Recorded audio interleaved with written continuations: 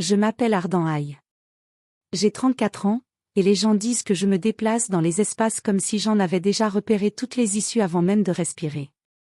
Cet instinct vient d'années d'entraînement, d'abord dans l'armée, où l'hésitation pouvait coûter des vies, puis plus tard comme auditeur dans une tour de Manhattan, où l'hésitation coûtait de l'argent. La précision est devenue mon refuge. L'ordre, mon armure. Les chiffres étaient plus fiables que les promesses, et l'encre sur le papier ne tremblait jamais sous la pression. 11 ans s'étaient écoulés depuis que j'avais quitté Columbus, depuis ce matin gris où j'étais parti avec 2 valises usées et une bourse d'études qui ressemblait à un billet pour l'exil. J'avais juré de ne jamais revenir, de ne plus jamais entendre le crissement du gravier de Maple Street sous mes bottes. Mais l'univers ne respecte pas les serments prononcés dans l'amertume. Un seul appel suffit à briser la distance. La voix fragile de ma grand-mère, tremblante à travers les grésillements, m'annonçant que grand-père avait rendu son dernier souffle. Ce n'était pas une demande, mais un ordre enveloppé de chagrin. Quelques heures plus tard, j'étais dans un avion vers l'ouest, observant les nuages défiler sous l'aile comme s'ils pouvaient adoucir la peur nouée dans mon ventre. Mon bagage à main ne contenait ni réconfort ni souvenir, seulement des dossiers, testaments, contrats, ces papiers qui gardent du sens quand plus rien d'autre n'en a. À mon arrivée, la vieille maison me parut plus petite, presque fragile. La peinture blanche s'écaillait comme une peau qui pèle, les volets pendaient, la véranda s'affaissait dans un soupir de fatigue. Le jardin où grand-mère cultivait autrefois des soucis n'était plus qu'un champ de tiges desséchées et de terre durcie par la négligence. Je m'arrêtai au bas des marches, laissant le vent soulever la poussière, essayant d'apaiser les battements trop forts de mon cœur. La porte d'entrée grinça. Ardent, la voix de ma mère se brisa sur mon nom. Elle me serra contre elle avant que je puisse parler, ses bras tremblants. Elle sentait la fumée de cigarette mêlée à sa lotion à la lavande, la même qu'elle utilisait quand j'étais enfant. Ses larmes imbibèrent mon col, et pendant un instant impossible, j'eus l'impression que le temps s'était replié sur lui-même, que le pardon pouvait encore flotter dans cet air. Puis son ombre apparut derrière elle. Mon père. Les mêmes épaules larges, la même tempête dans le regard. Content de te revoir, marmonna-t-il, des mots imbibés de bourbon. Avant que je puisse répondre, son poing heurta mon visage. L'impact fit jaillir une chaleur brûlante dans ma mâchoire, une éclatante lumière derrière mes yeux. L'humiliation pesa plus lourd que la douleur. Ma mère tressaillit, mais ne bougea pas, son regard s'ancrant au sol, son silence criant plus fort que la colère de son mari. Je me redressai lentement, chaque fibre de mon corps m'incitant à battre en retraite, mais je ne le fis pas. Les années avaient changé plus que les murs. Mes doigts effleurèrent la sangle de mon sac, le poids des documents m'ancrant au présent. Chaque page était une arme forgée par la vérité, la preuve qu'il ne pourrait pas réécrire l'histoire, pas cette fois. Ce n'est plus ta maison, siffla-t-il, la voix rauque de rancune. Je soutins son regard sans un mot. L'air entre nous s'épaissit, chargé des fantômes d'anciennes disputes et de souvenirs enfouis. Puis je fis un pas en avant, le dépassai, et pénétrai dans le couloir étroit où jadis résonnaient les rires d'enfants. L'odeur me frappa, fumée, moisissure, et quelque chose d'aigre, comme des secrets laissés trop longtemps dans l'ombre. Le papier peint cloquait et se décollait, les portraits de famille pendaient de travers, les visages emprisonnés derrière la poussière et le temps. Au bout du couloir, la porte du bureau était entr'ouverte. À l'intérieur, la lumière vacillait, éclairant faiblement des piles de factures impayées et de bouteilles vides. Une photo de mon moi plus jeune trônait toujours sur le bureau, dans un cadre en laiton terni. Quelqu'un avait éraflé un coin du verre. J'expirai, le souffle accroché dans ma gorge. 11 ans s'étaient écoulés, et pourtant, la maison semblait avoir retenu son souffle, attendant le moment du jugement. Et maintenant, le moment était venu avec moi. Le couloir semblait plus étroit que dans mes souvenirs, son obscurité se refermant comme si la maison elle-même rejetait la lumière. Les appliques murales, autrefois éclatantes de chaleur halogène, vacillaient à présent faiblement, diffusant une lueur jaunâtre qui peinait à atteindre le plafond. Des ombres s'amassaient dans les coins, épaisses comme de l'encre, dissimulant les formes familières que je connaissais autrefois par cœur. Les murs étaient nus là où notre histoire avait vécu, plus de sourires, plus de cadres, aucune trace de ce que nous avions été avant les fissures.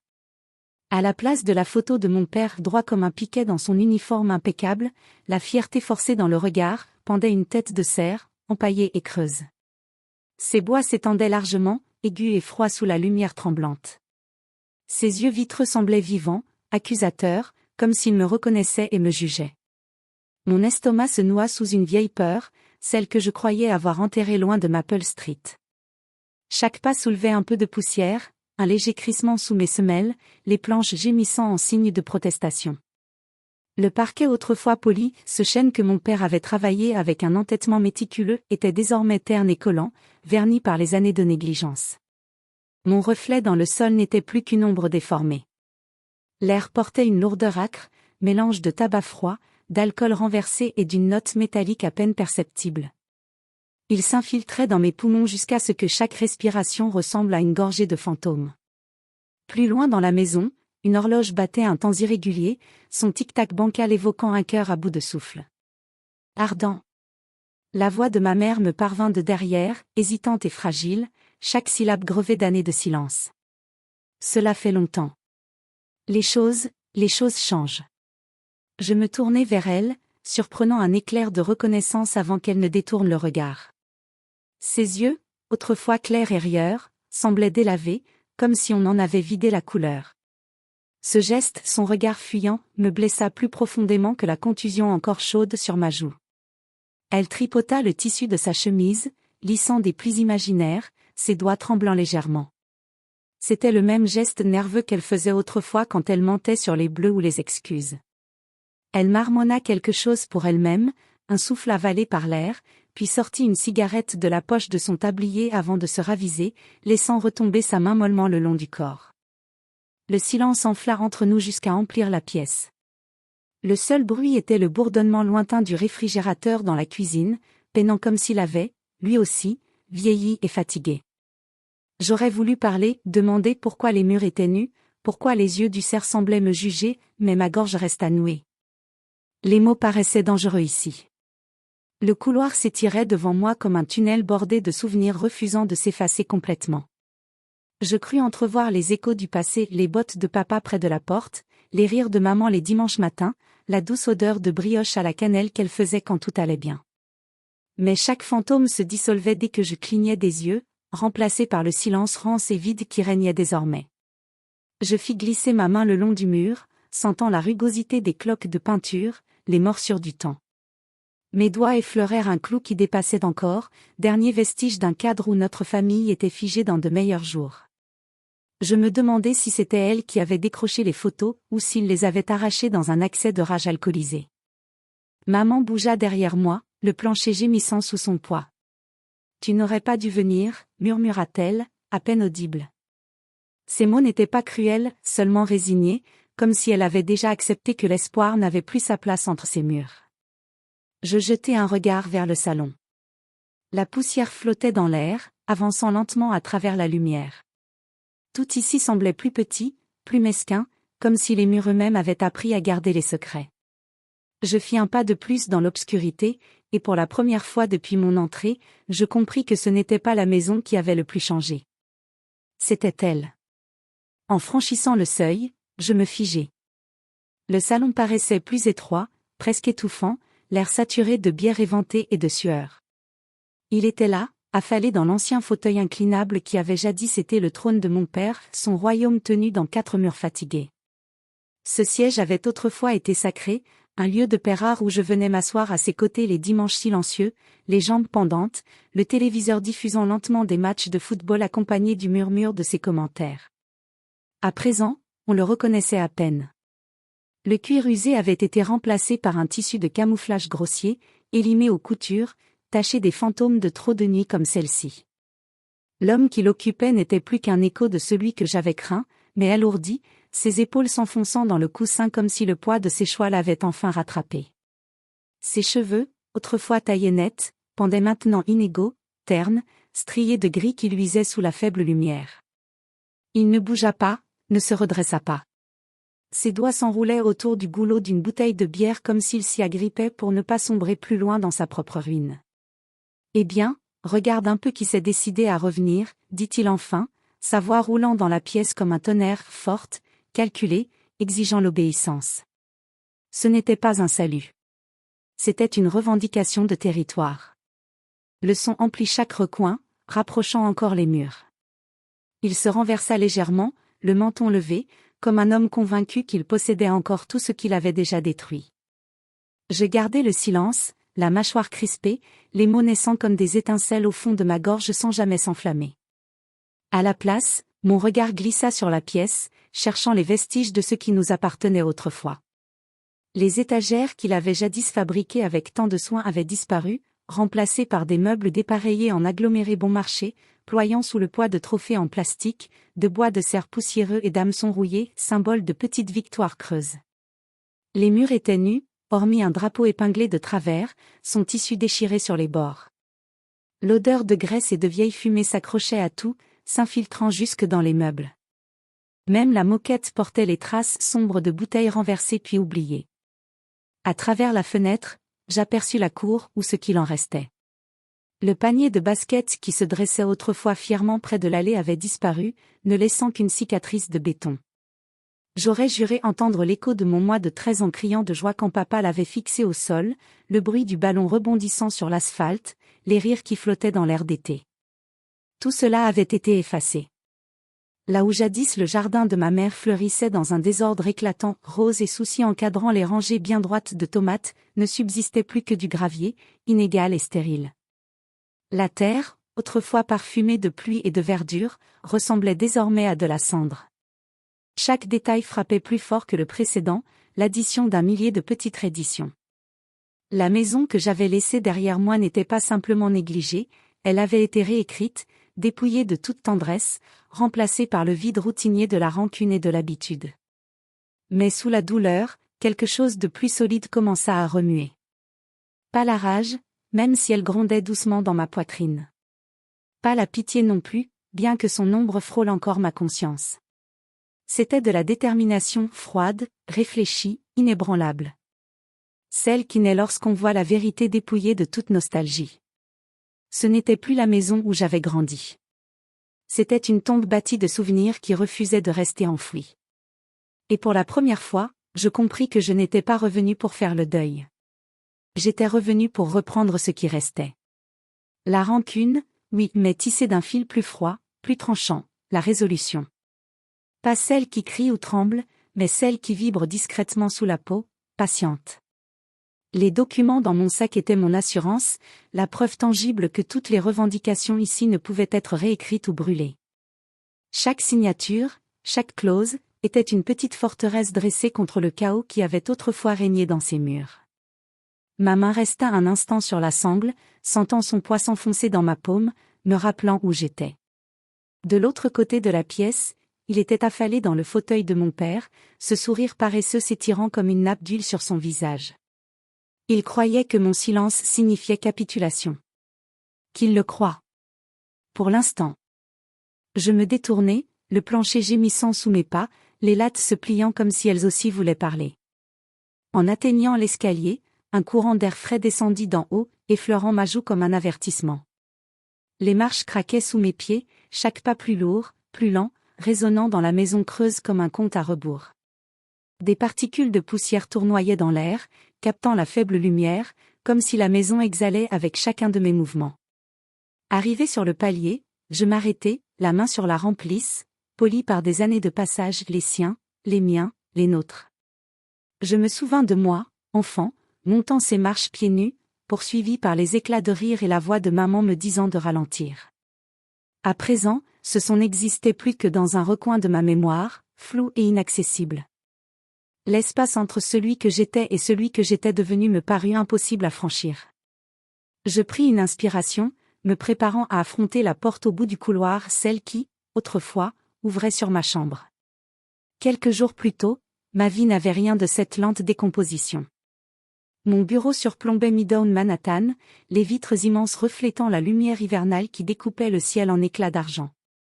Le bourdonnement de la ville, en contrebas, m'avait toujours apaisé, les taxis, les sirènes, les voix mêlées en un rythme cohérent. Là-haut, tout obéissait à des règles.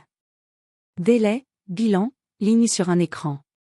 J'avais bâti un monde fait de chiffres qui ne mentaient pas. Les gens, eux, oui. Mais les nombres restaient loyaux. Ce matin-là, la surface de mon bureau était encombrée de dossiers d'audit, empilés avec une rigueur militaire. Encre, papier, précision. Je retraçais le flux des dépenses d'un client, mon stylo glissant sur un tableau où tout suivait une logique prévisible. Puis, une vibration contre mon poignet, le bourdonnement sec de mon téléphone, brisant le silence. Le nom affiché me figea, Grand Mahaï. Une seconde, j'hésitais à décrocher. Cela faisait des mois que nous n'avions pas parlé, et encore, seulement de banalités, les anniversaires, la météo. Mais quelque chose dans ce moment précis, le poids de son nom clignotant sous la lumière froide du bureau, me poussa à répondre. Ardent, dit-elle. Sa voix était douce, plus fine que dans mon souvenir, traversée de fatigue, mais encore soutenue par un effort pour ne pas pleurer. Ton grand-père est parti ce matin. Le monde autour de moi sembla se contracter, le son s'effaçant peu à peu jusqu'à ce que je n'entende plus que le léger bourdonnement des néons au-dessus de ma tête. Je pressai 2 doigts contre ma tempe, sentant la douleur familière éclore derrière mes yeux. Ce n'était pas le chagrin, pas celui, aigu et dévorant, qui exige des larmes, mais quelque chose de plus ancien, de plus terne, une fracture qui se rouvrait, une blessure que je croyais depuis longtemps refermée. Des souvenirs surgirent par fragments, grand-père assis près de la fenêtre, sa radio à la main, l'odeur de l'huile de moteur sur sa peau, son rire grave et sincère. C'était lui qui me glissait quelques billets quand mon père ne regardait pas, lui qui me disait que quitter cette vie n'était pas une trahison, mais une question de survie.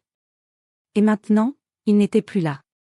Parti, sans avertissement, sans dernier mot, seulement un message vocal condamné à rester pour toujours sur un serveur anonyme.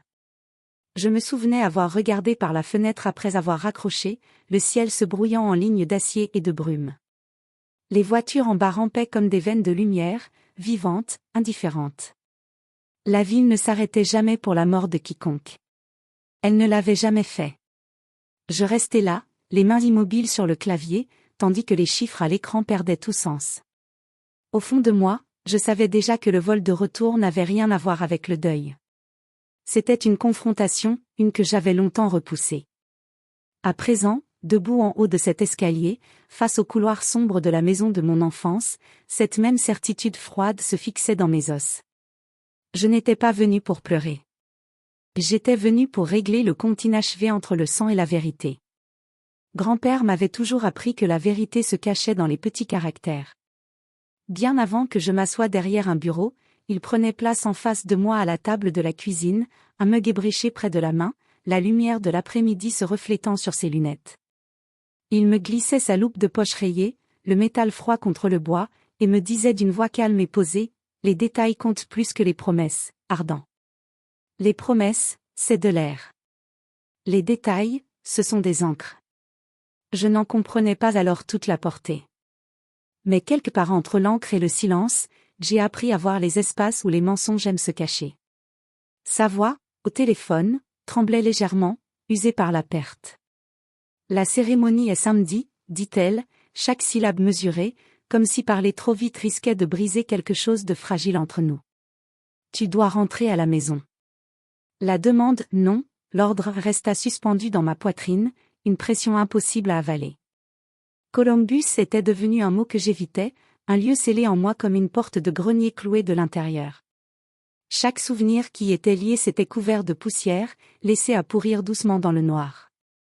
11 ans s'étaient écoulés depuis que j'avais franchi les limites de la ville, et cette absence n'était pas un hasard, c'était un choix. J'avais bâti toute une vie sur la distance. J'avais fait un vœu le matin de mon départ, une main serrant les papiers de bourse encore imprégnés d'odeur d'encre et d'espoir, l'autre tenant un billet aller simple. Je ressens encore le grondement du moteur du bus sous mes pieds, l'odeur du diesel et de la pluie. J'avais regardé la maison rapetissée à travers la vitre, la lumière du porche brillant faiblement, comme si elle ne savait pas que personne ne reviendrait.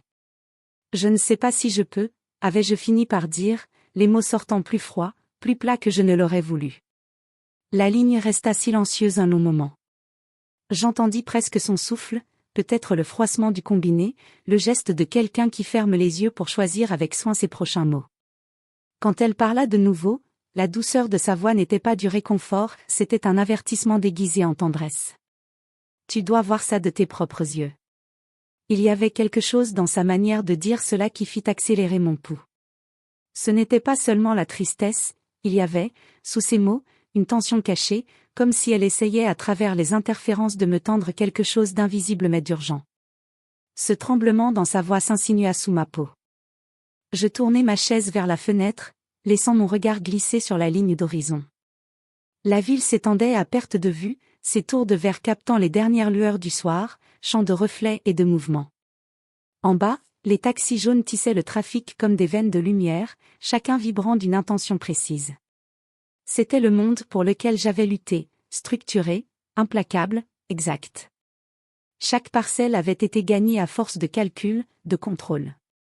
New York incarnait l'ordre. Revenir, c'était plonger dans le chaos que j'avais passé ma vie d'adulte à fuir. Cette maison n'était pas seulement un bâtiment, c'était le registre de toutes les décisions que je n'avais pas prises, de toutes les choses que je n'avais jamais dites. Avant même que l'appel ne se termine, mes mains bougeaient d'elles-mêmes, je tapais, je cliquais, je naviguais sur le site de la compagnie aérienne que je connaissais par cœur. Chaque message de confirmation pesait un peu plus que le précédent. Départ, LaGuardia. Destination, Columbus. 2 heures.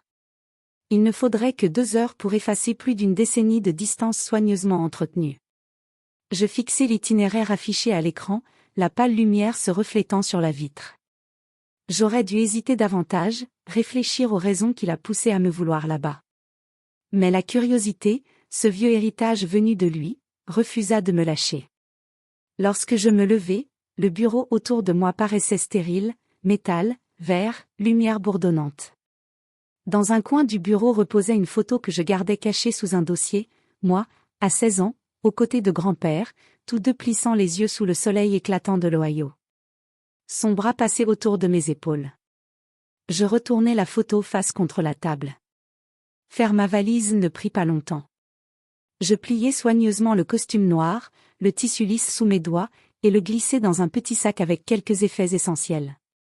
Le dossier entra en dernier, celui rempli de documents que personne d'autre n'avait jamais vus, des papiers liés à une vérité que je n'avais encore jamais dite à voix haute. En fermant la fermeture éclair, je croisai mon reflet dans la vitre sombre, fatigué, méfiant, les lumières de la ville dessinant de fines lignes sur mon visage. Dans 2 heures, je prendrai la route vers tout ce que j'avais essayé d'oublier. Et pour la première fois depuis des années, je ne savais pas si je courais vers le passé ou si j'y marchais droit. Car, avant même d'avoir fait cette valise, je savais au fond de moi que ce voyage n'avait rien à voir avec le deuil. Le chagrin n'en était que le déguisement. Ce qui m'attendait dans cette maison avait des crocs de vieilles blessures habillées de silence poli. Je me disais que je venais chercher la paix, mais la vérité était plus sombre, plus lourde. Après le dîner, l'air devint immobile. Une immobilité qui vibrait sous la peau, non pas calme, mais tendue. Ici, le silence ne signifiait pas la paix, il signifiait l'inquiétude déguisée en normalité. La télévision murmurait faiblement dans la pièce voisine, des voix fondues dans un souffle de statique. Quelque part, un verre heurta le bois, suivi du bruit sec d'un bouchon et du raclement d'une chaise sur le carrelage. La voix de mon père résonna dans la maison, grave et râpeuse, chaque mot traîné dans l'alcool et l'amertume. Le son emplissait chaque recoin, s'infiltrant comme de la poussière dans les poumons. L'espace qu'on m'avait donné n'était pas une chambre, mais un coin oublié, un ancien débarras aménagé sous l'escalier. L'odeur de moisissure flottait dans l'air, mêlée à celle du vernis et du temps. Un canapé-lit était coincé entre des piles de cartons, chacun portant une inscription effacée, matériel de camping, outils, ancien uniforme. Sur l'un d'eux reposait un cadre fissuré, le verre depuis longtemps brisé. J'y reconnus la silhouette d'un ruban et le visage plus jeune de mon père, fier et droit, avant que le temps et le whisky n'en émoussent les contours. Je m'assis au bord du matelas, dont les ressorts gémirent sous mon poids, les yeux fixés au plafond où des taches d'humidité s'étendaient comme des ecchymoses. Chaque instinct me criait de prendre mon sac, d'appeler un taxi et d'aller à l'hôtel du centre-ville. Mais je restais. Par entêtement, peut-être, ou parce que partir aurait ressemblé à une reddition. Une part de moi avait besoin de mesurer les dégâts, de voir, de mes propres yeux, jusqu'où la décomposition avait pénétré. Cela ne prit pas longtemps. À 11 heures, la maison avait sombré dans son rythme nocturne habituel, la télévision murmurait encore, un robinet goûtait quelque part, et le réfrigérateur peinait à maintenir sa respiration mécanique. Puis vinrent les pas irréguliers dans le couloir. Lourd. Lent. Un titubement plus qu'une démarche. Je reconnus ce son, il portait des années de mémoire et la cadence inoubliable d'un homme qui venait d'achever une bouteille de plus. Les ombres sous la porte bougèrent, sa présence effaçant la faible lumière du couloir. Encore réveillée, princesse ? Lança-t-il d'une voix pâteuse, le surnom se tordant en quelque chose de cruel. Son ton trancha le silence, chargé de moquerie et d'une haleine de mauvais whisky. Je ne répondis pas. Les gonds gémirent lorsque la porte s'ouvrit lentement, et il apparut dans l'encadrement, les yeux brillants dans la pénombre. Il s'appuya contre le chambranle, une main pour se maintenir, l'autre serrant encore une bouteille par le goulot. « Tu crois que tu peux revenir après plus de 10 ans et faire comme si tu avais ta place ici ?» Les mots étaient épais, calculés, chacun lancé comme un défi. Je me levai, la petite pièce rétrécissant autour de nous. Mon pouls battait à mes tempes, mais ma voix resta calme. « Je n'ai pas besoin de faire semblant, » dis-je doucement. « Je sais exactement où est ma place. » Le moment se tendit, puis éclata. Sa main partit, plus vite que la mémoire ne put réagir. La gifle claqua dans la pièce, nette et violente comme un coup de feu. Ma tête se détourna brusquement, la chaleur fleurissant sur ma joue, un goût métallique envahissant ma bouche. Pendant un instant, tout devint blanc, réduit au rythme sourd de la douleur. Je me redressai, refusant de détourner le regard. La bouteille tremblait légèrement dans sa main alors qu'un sourire satisfait étirait ses lèvres. Puis, à la limite de la lumière, un mouvement attira mon attention. Dans l'embrasure se tenait ma mère. Son ombre vacillait sous la lumière du couloir, une main agrippée au cadre comme si elle en avait besoin pour tenir debout. Son visage était pâle, ses yeux vitreux, sa bouche entr'ouverte sans un mot. Pendant un instant, je crus qu'elle allait parler, s'interposer, dire quelque chose, n'importe quoi. Mais elle détourna le visage, un geste minuscule mais définitif. Sa main glissa du chambranle, et elle disparut dans l'obscurité sans un son. Le bruit de ses pas qui s'éloignaient fut plus doux qu'un souffle, mais plus lourd que son cou. La pièce demeura silencieuse, sauf pour le tintement du verre lorsqu'il posa la bouteille. Ma joue battait au rythme de mon cœur, mais sous la douleur vibrait quelque chose de plus froid, de plus solide, d'inflexible. Je sentis le goût du sang et la vallée, laissant la brûlure me rappeler pourquoi j'étais revenu. Cette maison m'avait déjà trop pris. Au matin, elle ne prendrait plus rien. Il est tard, murmura-t-elle, sa voix effilochée comme du papier usé. Tu vas réveiller les voisins. Ces mots tremblaient, non par peur du bruit, mais de ce que le silence apporterait après. Elle hésita juste assez pour que son ombre traverse le couloir, puis disparut derrière la porte de la chambre. Le loquet se referma doucement, définitif, comme si ce simple clic pouvait effacer ce qu'elle venait de voir. Le silence qui suivit s'infiltra dans les murs, dense et glacé. Il pressait contre mes côtes, plus épais que la colère, plus tranchant que la honte. La brûlure sur ma joue battait au rythme de l'horloge sur la cheminée, chaque tic-tac rappelant que sa fuite avait blessé plus profondément que sa main. Je me laissai tomber sur le canapé, le vieux tissu exhalant sa poussière, les ressorts soupirant comme un témoin fatigué. Les années de discipline reprirent le dessus par réflexe. Respiration lente. Cœur stable.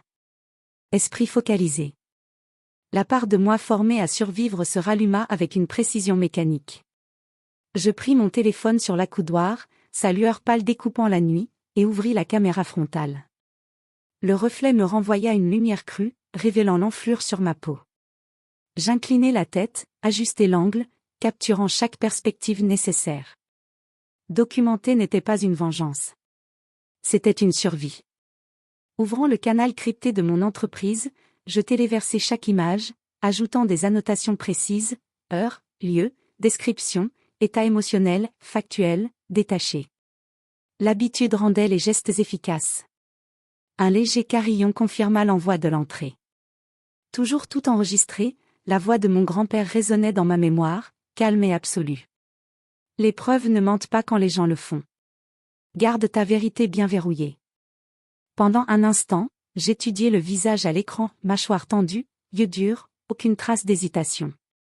La personne qui me regardait n'était plus celle qui était partie toutes ces années auparavant, encore en quête de douceur auprès de gens qui la prenaient pour de la faiblesse. Le reflet était maintenant inflexible. Plus âgé, mais pas fragile. Changé, mais pas vaincu. Je refermai le fichier, glissai le téléphone sous l'oreiller et restai immobile. Le plafond se dressait au-dessus de moi, de faibles lignes de lumière traversant les stores, traçant de fins barreaux argentés dans la pièce. Le sommeil ne venait pas. L'air sentait légèrement l'alcool, le vieux vernis et la poussière, des odeurs qui appartenaient à cette maison bien avant mon retour. Quelque part derrière le mur, une porte claqua. Les tuyaux gémirent. Puis, de nouveau, le silence. Le coup n'avait pas été une punition, c'était un test, une manière brutale de réaffirmer sa domination. Mais cela échoua. Tout ce qu'il fit, ce fut de cimenter ma détermination. L'endroit qui avait autrefois ressemblé à un exil était devenu la scène du règlement des comptes. À l'aube, la lumière grise s'infiltra dans les coins, lavant les couleurs de tout ce qu'elle touchait. Le drap mince du canapé lit collait humide sur ma peau, l'air chargé de l'odeur de fumée rassie. Je me redressai, sentant la douleur sourde sur ma joue, et écoutai le léger grincement de la maison qui se réveillait, un réfrigérateur en hum, un oiseau frappant à la fenêtre, le bois ancien qui soupirait sous le froid matinal. Dans la cuisine, le chaos régnait sous un vernis d'ordre. La table débordait de correspondances négligées, enveloppes jaunies au bord, sceaux bancaires intacts, avertissements officiels pliés sous des publicités promettant des miracles à faible taux. Je tirai la pile la plus proche vers moi et commençai à trier avec un soin clinique. Facture d'électricité portant avis de mise en demeure. Retards hypothécaires marqués en rouge vif. Taxes foncières menaçant saisie. Chaque document criait un désespoir silencieux. Ma mère apparut dans l'encadrement de la porte, enveloppée dans son peignoir fané, les pantoufles traînant sur le lino. Ses yeux s'écarquillèrent en voyant ce que je faisais. Pendant un instant, elle sembla prête à me gronder, puis se ravisa. Ardent, dit-elle doucement, presque suppliamment. Laisse ça. Ton père s'occupe des finances. Je soulevai une feuille de la pile, la tenant à la lumière pour voir la signature en bas. Vraiment, demandai-je d'un ton égal. L'écriture me semblait familière, mais fausse, une imitation, soigneuse mais maladroite. J'avais vu son écriture des centaines de fois, nette, délibérée, patiente. Celle-ci n'avait aucune de ces qualités. Elle était lourde, tremblante, l'encre appuyée trop profondément sur le papier, comme pour en prouver seule la légitimité. Son regard se porta dessus, puis se détourna. Il a dit, commença-t-elle, mais le reste de la phrase mourut sur ses lèvres, serrant sa bouche. Le silence entre nous était épais, du genre qui garde des vérités entières non dites. Je posai doucement le papier sur la table, l'alignant avec le reste de la pile. Autour de nous, la lumière du matin devenait plus forte, traversant les stores, exposant tout ce qu'elle touchait. Rien dans cette cuisine n'avait l'air innocent, ni les factures, ni le silence, ni la femme debout là, faisant semblant de ne pas voir. « As-tu signé ce renouvellement de prêt ?» Ma voix était calme, mesurée, le ton que j'utilise quand je connais déjà la réponse. Son regard ne rencontra pas le mien. Il dériva vers la cafetière, la regardant percoler comme si elle pouvait lui offrir une échappatoire. Il a dit que c'était pour les réparations, murmura-t-elle, les mains tremblantes en attrapant une tasse ébrichée qui avait vu trop de matins comme celui-ci. Il te l'a dit, pressai-je doucement, chaque mot me coupant presque la gorge. Donc, tu ne l'as pas signé toi-même ? Elle hésita, une lueur de culpabilité traversant son visage avant qu'elle n'avale sa salive. Le silence s'étira. Cela suffisait comme réponse. Point.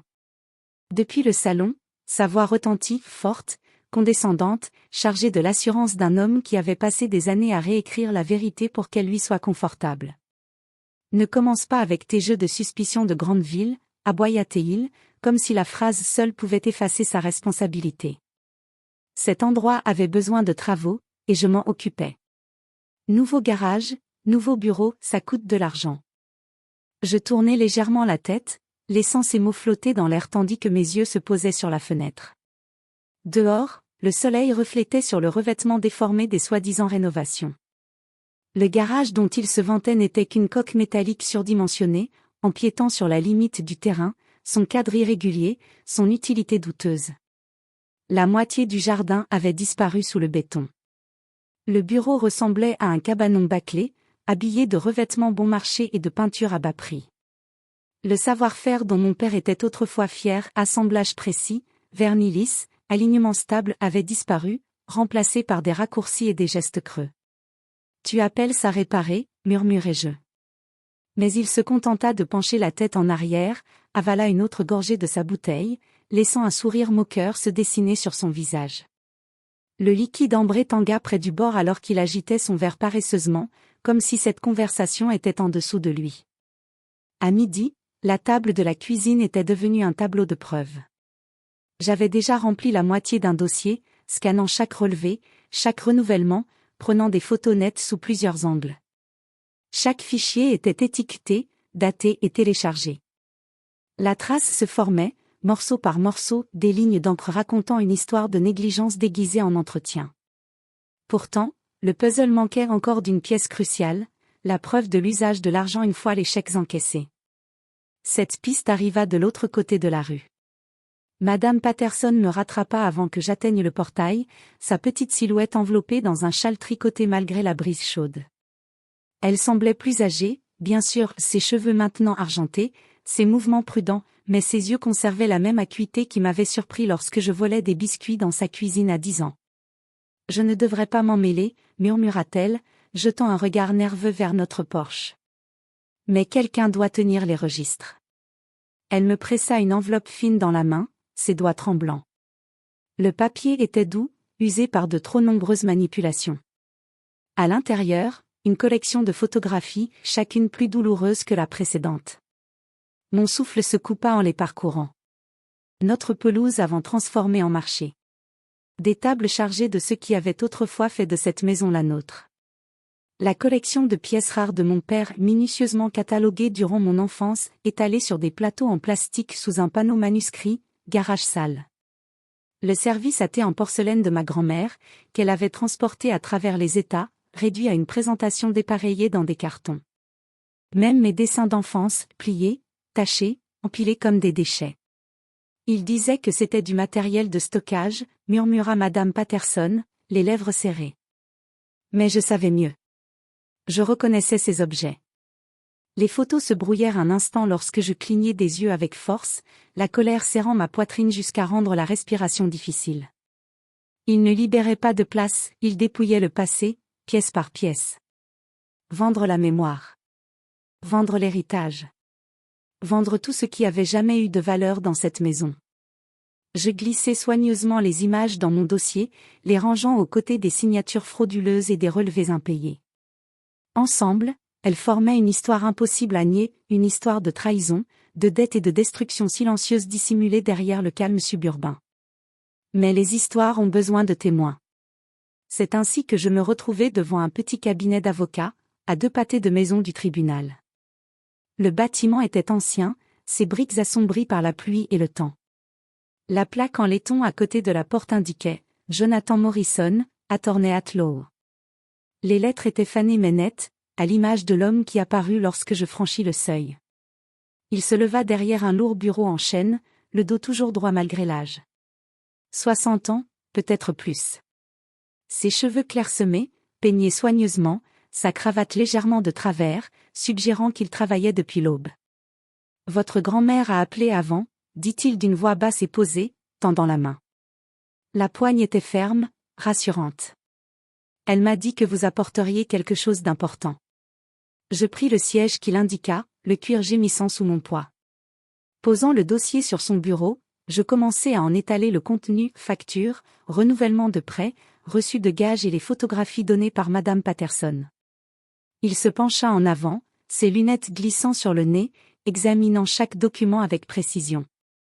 Son stylo gratta doucement un bloc-notes jaune, marquant les dates, recoupant les chiffres, reliant des motifs invisibles à quiconque non entraîné. Plus il lisait, plus les lignes de son front se creusaient. Les seuls sons dans la pièce étaient le léger bourdonnement du ventilateur et le rythme régulier de ses notes. Après plusieurs minutes, il exhala un long souffle calme, portant le poids de la confirmation. « Vous aviez raison de venir », dit-il enfin, sans lever les yeux. Ceci dépasse une simple mauvaise tenue de compte. Il tapa une fois sur la page, l'encre s'étalant légèrement sous son pouce. Si ce que vous m'avez montré est complet, votre père n'est pas seulement endetté. Il viole au moins 3 lois fédérales. Ses yeux se levèrent vers moi, calmes, délibérés, mais empreints d'autre chose, de la détermination. Et si nous agissons avec prudence, continua-t-il, nous pourrions récupérer ce qui reste avant que tout ne disparaisse définitivement. Enfin, il leva les yeux des feuilles éparses. C'est conséquent, dit-il, frappant le classeur avec un rythme délibéré. Ses yeux gris me scrutèrent pour confirmation. Vous avez co-signé l'hypothèque originale avec votre mère? Oui, répondis-je, la mémoire vive. 19 ans, fraîchement sorti de l'armée, armé d'une bourse qui m'avait conduit à travers les États vers une vie que j'avais construite méticuleusement. Je savais juste assez sur les contrats pour nous protéger des abus. À l'époque, j'avais inséré une clause, aucune modification majeure sans accord des 2 signataires. Une précaution. Les lèvres de Morrison se pincèrent, un léger sourire apparut. Cette clause, elle est toujours valide, dit-il, admiratif. Puis son regard se porta sur les documents de refinancement. Ces signatures, pas les vôtres, et je parierais pas celles de votre mère non plus. Exact, dis-je simplement, laissant le poids des mots s'installer. Il se pencha en arrière, les mains croisées sur la poitrine, les yeux plissés en une réflexion attentive. Alors nous avons des motifs pour une injonction d'urgence, dit-il, voix calme mais autoritaire. Nous pouvons demander au tribunal de geler tout transfert de propriété et d'exiger une supervision judiciaire avant tout mouvement. Cela nous donnera du temps et empêchera qu'il liquéfie les actifs avant notre intervention. L'après-midi arriva rapidement, le soleil frappant durement les marches du palais de justice. Le juge Harrison attendait à l'intérieur, un homme dont la seule présence imposait l'autorité. Des lunettes fines perchées sur le pont de son nez, posture rigide, voix posée, chaque syllabe pesée. Il n'élevait pas la voix, ce n'était pas nécessaire. Le respect flottait dans l'air, lourd et indéniable. Morrison tendit le classeur au juge, soigneusement superposé. Sur le dessus, mes photographies de l'Ecchymose, horodatées et annotées. Le juge feuilleta les pages, son expression s'assombrissant à chaque tour. Les rides à ses tempes se creusèrent davantage alors qu'il lisait les comptes rendus, les preuves, la chaîne évidente de documents falsifiés. Injonction accordée, dit-il enfin, signant l'ordonnance d'un trait rapide et autoritaire. Aucune vente, aucun transfert, aucune disposition d'actifs jusqu'à nouvel ordre. Mademoiselle Aye, vous aurez un accès légal pour sécuriser la propriété, accompagné par des adjoints du shérif. Ces mots me frappèrent comme la chute d'un marteau dans une cathédrale silencieuse. Ce n'était plus de la laideur privée déguisée en drame familial. C'était la loi, tangible et incontournable. Dehors, Morrison me remit une copie fraîche de l'ordonnance, bornette, encre encore brillante sous la lumière de l'après-midi. Le shérif nous rejoindra demain matin. Soyez prête. Il n'acceptera pas cela tranquillement, prévint Morrison, sa voix basse mais ferme, la prudence gravée dans chaque syllabe. Je pliai les papiers méticuleusement, les glissant dans mon sac aux côtés de l'acte de propriété que j'avais conservé pendant des années, preuve gardée comme un talisman. Maintenant, ces preuves se transformaient en armes. Chaque précaution, chaque signature, chaque note avait été préservée. La ligne était tracée, ma maison, mes règles, et désormais, l'autorité complète de l'État de l'Ohio les renforçait. Plus tard, à l'hôtel, j'organisai les papiers de l'injonction sur le bureau, les étalant pour les revoir une dernière fois. Mes pensées furent interrompues par le téléphone, l'écran clignotant avec un numéro inconnu. Je répondis, et une voix brève et inquiète se fit entendre. « Ardent, je pensais que vous devriez savoir. » dit Madame Davis, la directrice de l'école élémentaire où ma mère travaillait encore. Ces mots étaient mesurés, chaque syllabe chargée d'inquiétude, l'urgence filant entre les pauses. J'écoutais, le poids de l'attente s'installant plus profondément dans ma poitrine.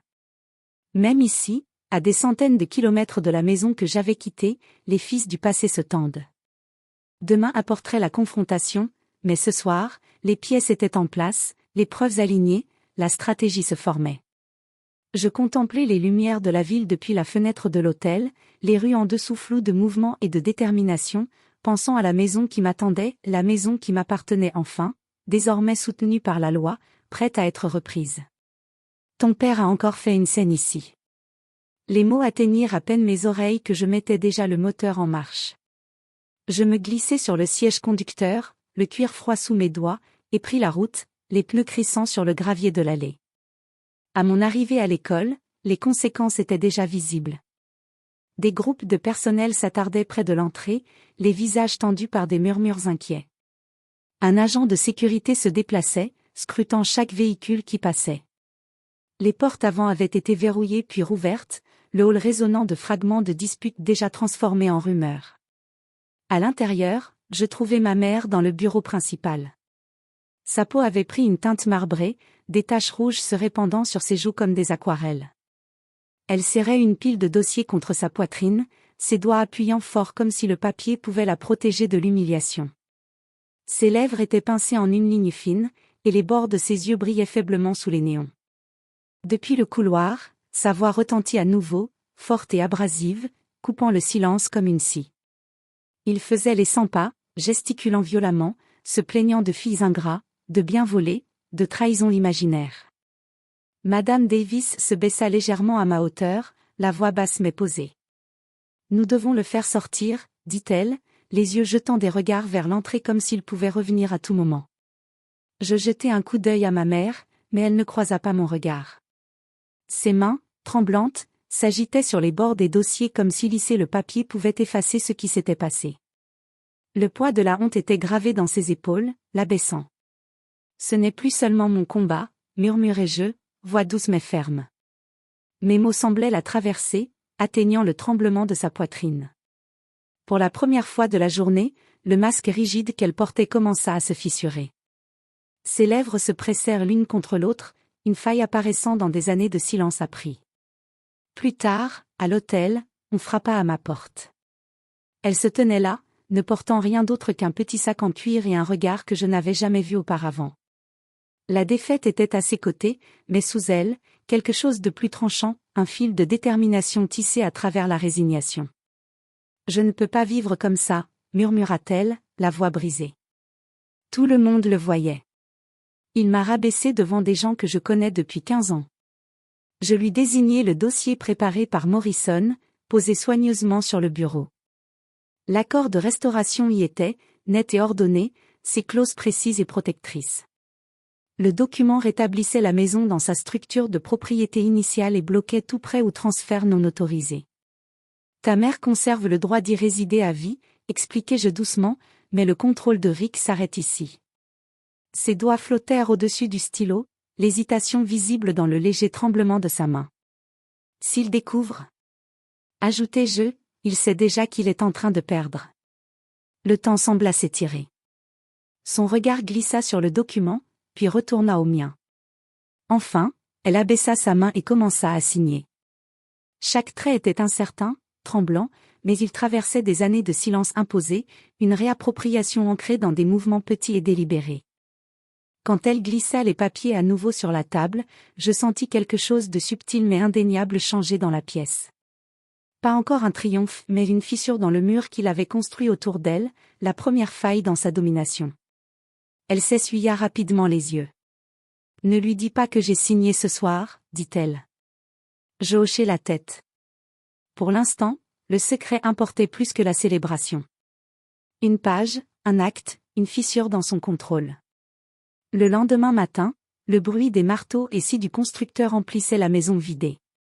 La poussière dansait dans les rayons de soleil traversant les stores cassés et les fenêtres nues, transformant l'espace en quelque chose de fragile, brisé, mais vibrant d'une nouvelle vie. Je parcourus chaque pièce avec James, le chef charpentier, qui me montrait où le savoir-faire de mon père avait été retiré ou remplacé par un travail bâclé. Au sous-sol, James tapa sur un montant de mur. « Ça ne sonne pas juste, » murmura-t-il. Quelques instants plus tard, le plâtre s'effrita pour révéler un compartiment étroit que je n'avais jamais connu. À l'intérieur, un paquet de papiers et une enveloppe portant mon nom m'attendaient.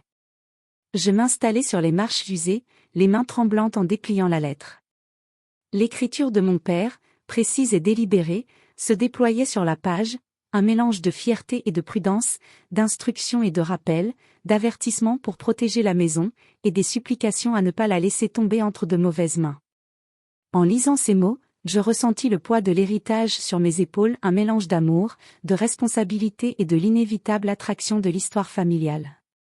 C'était un cadeau et une charge, une feuille de route vers la maison que j'avais fui, et un rappel que la récupérer demanderait plus que des papiers, il faudrait du courage.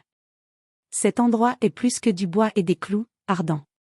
C'est notre histoire. Protège-la. La lettre trembla dans mes mains, l'encre smudgée par des larmes qui brouillaient les lignes soigneusement tracées, mais pour la première fois depuis plus d'une décennie, je sentis sa présence à mes côtés. Pas comme un souvenir, pas comme une ombre, mais comme un poids qui pressait ma poitrine avec familiarité et chaleur. Sa voix, délibérée, posée, persistait dans mon esprit, tissant les fils du passé dans le présent. Ce soir-là, le doux bourdonnement des travaux de restauration fut interrompu par un coup sec à la porte d'entrée. Je l'ouvris pour trouver Cathy Williams, le visage calme, professionnel et déterminé. Elle portait des vêtements civils simples et tenait une petite boîte discrète, qui semblait pourtant plus lourde qu'elle n'en avait l'air.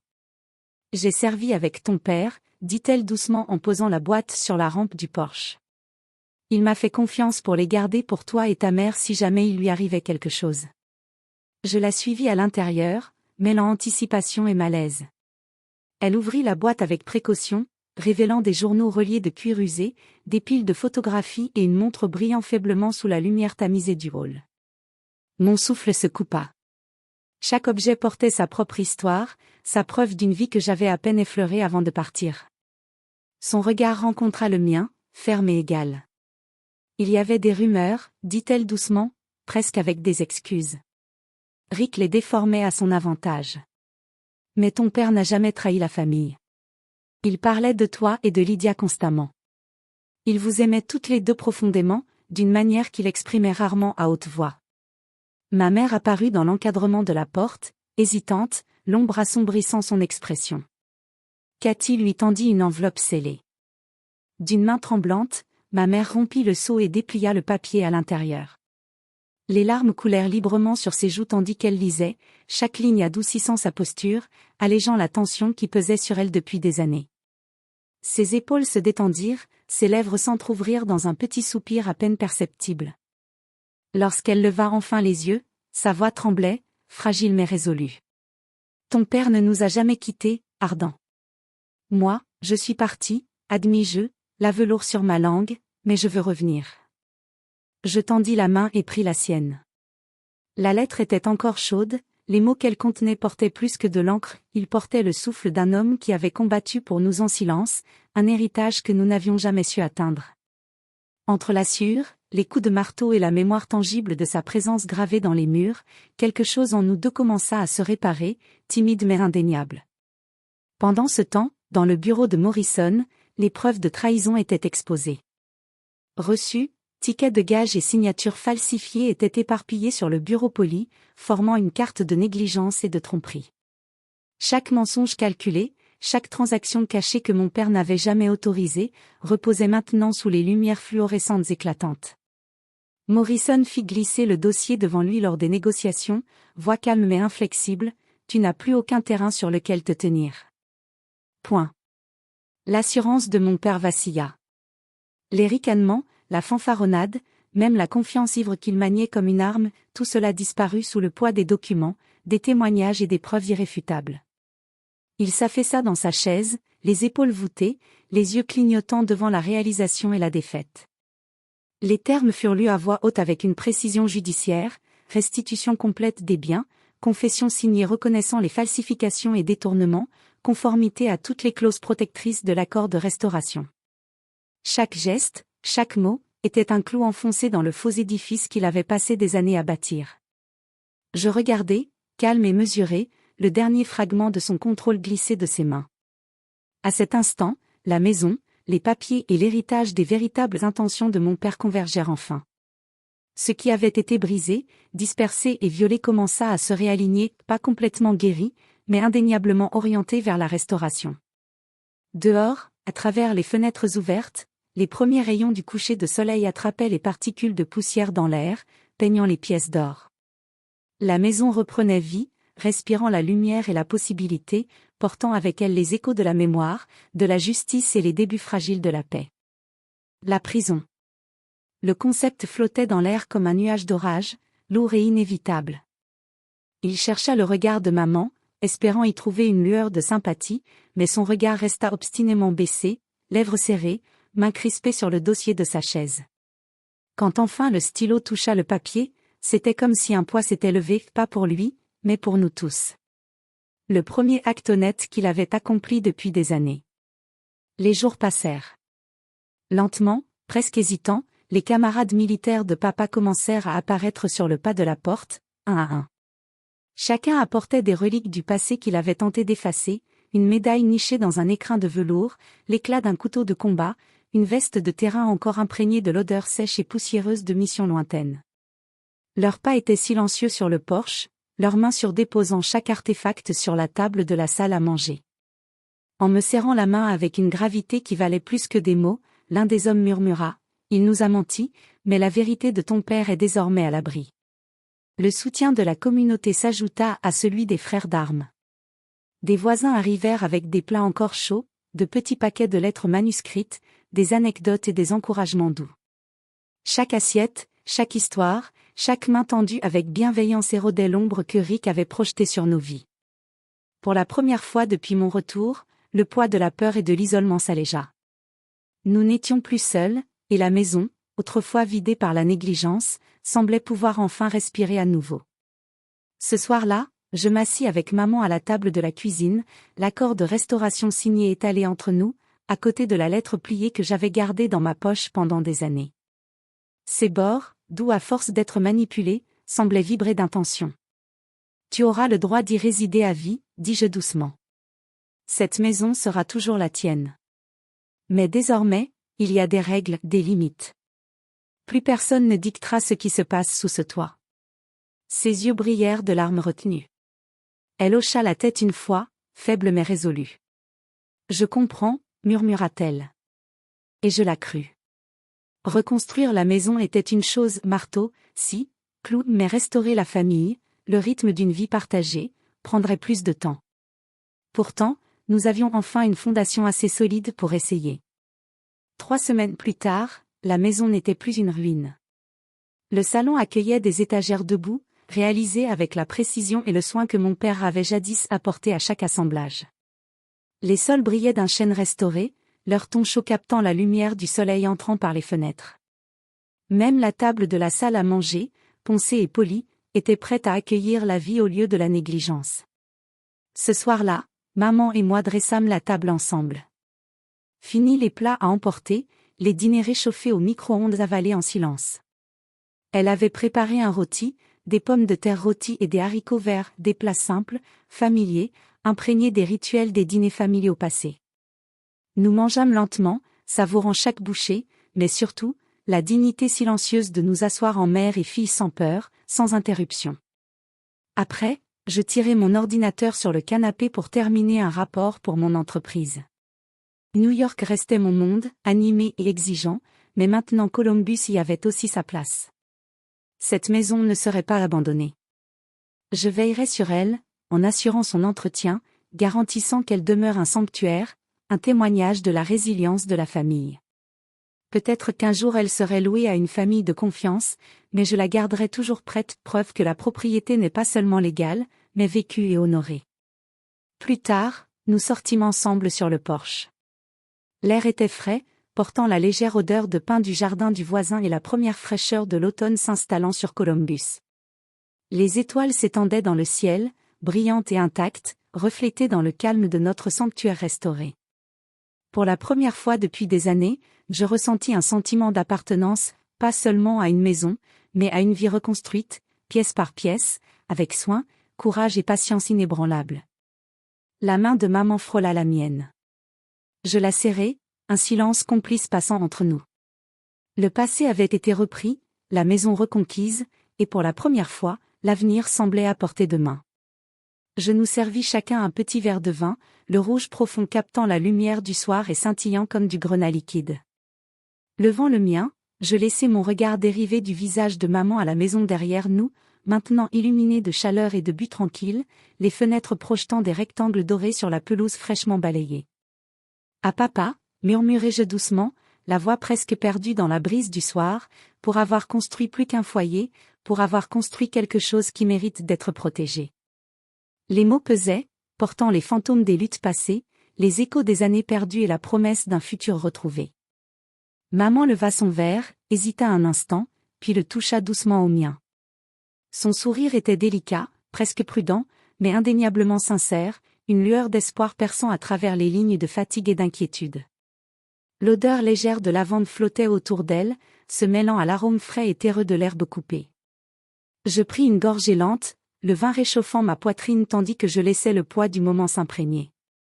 Le vent soufflait légèrement, ébouriffant quelques mèches de cheveux sur nos visages, emportant avec lui le murmure lointain de la ville mêlé aux chants occasionnels des grillons. Tout semblait suspendu, une bulle rare de tranquillité après des années de tension, de peur et de chaos. Derrière nous, la maison se tenait résolue, sa silhouette découpée par la douce lumière qui s'échappait des fenêtres, chaque rayon témoignant de la résilience et du soin apporté. Les sols fraîchement polis, les étagères restaurées et les murs réparés étaient plus que du bois et de la peinture, ils étaient une déclaration de survie, une toile de mémoire préservée et renouvelée. Je regardais maman à nouveau. Ses yeux brillaient d'une fierté silencieuse, un mélange de soulagement et de reconnaissance.